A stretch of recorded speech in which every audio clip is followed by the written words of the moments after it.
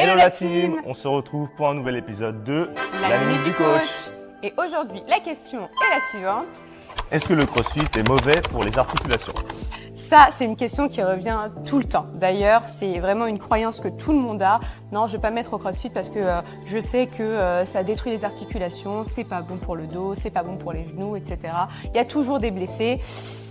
En réalité, il va y avoir des blessés si vous n'effectuez pas les mouvements comme il se doit. Il ne faut pas oublier que le CrossFit, ce sont des mouvements fonctionnels, donc des mouvements de la vie de tous les jours, qui sont reproduits donc de manière plus technique, on va dire. Oui, tout à fait. Par exemple, vous allez devoir ramasser un objet du sol, donc vous allez l'attraper, vous allez l'emmener au-dessus de la tête pour le poser sur une étagère. Donc ça, c'est un mouvement fonctionnel qui va s'apparenter par exemple au snatch qu'on fait au CrossFit.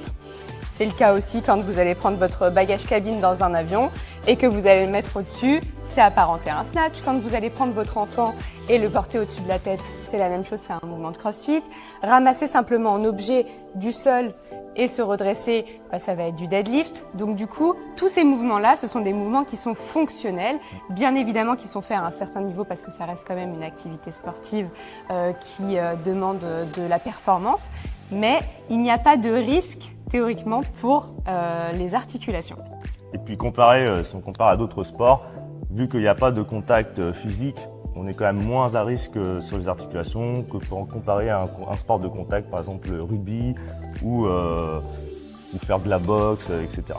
Ou par exemple faire de la course à pied constamment qui impacte énormément les genoux par exemple. Donc non, ce n'est pas censé faire mal aux articulations quand on fait bien l'activité. Et c'est aussi pour ça que dans l'activité, vous avez constamment un coach qui est là pour vous encadrer et pour vous reprendre sur la posture pour pouvoir effectuer le mouvement comme il se doit et ne jamais vous blesser.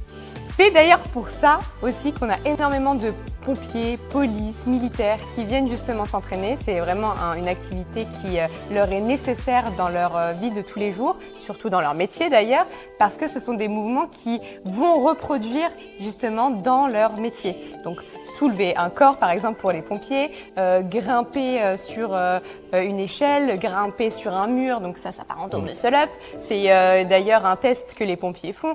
Donc voilà, c'est vraiment, ce n'est pas censé faire mal, c'est vraiment une activité qui est censée vous rendre plus fort. Si un jour un membre de votre famille fait un malaise, vous serez en capacité en tout cas de l'aider, de le porter ou de le déplacer.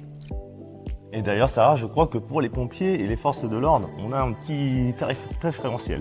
Et oui, comme c'est une activité qui leur est nécessaire, on a un petit tarif préférentiel en effet, donc n'hésitez pas à venir vous abonner. C'était la Minute du Coach. À très vite pour un nouvel épisode. Ciao.